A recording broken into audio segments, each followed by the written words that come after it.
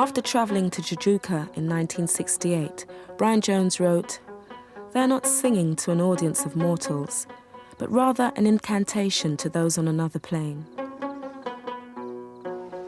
Was that the trip where Brian heard of the Tijuca musicians? I think so, eventually, yeah, because we were a long time in Marrakesh. We came back to Tangier, and that's, I think, when Brian got to hear about them. Because when he got back to London, he was saying, I'm going to go back and record these guys, you know. And so that was our first contact. At that time, he was, I suppose, the first one in the band to bring in other elements of other people's music. You know, he was the sitar. He's very interesting. Also, he was very adept at.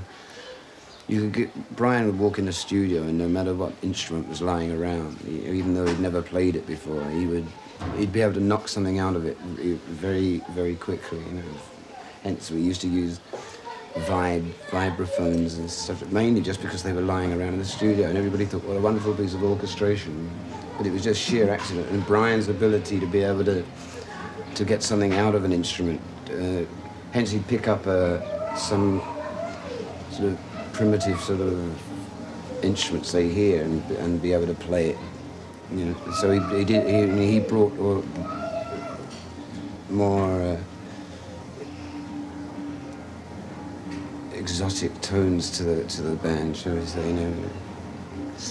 Would I mean, he left the band, and we know what happened since. But do you think if he'd stayed, would the music have taken a different course under him? Would the band even stay together?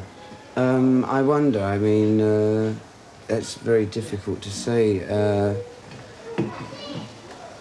Brian, as a guy, was one of those guys who said, "I'll never make 30," and actually proved it. You know? I mean, so I really think he was burning out at the end, and then so the question of if he was a different kind of person, then he wouldn't have been able to do what he did. I think there was a sense of urgency about Brian.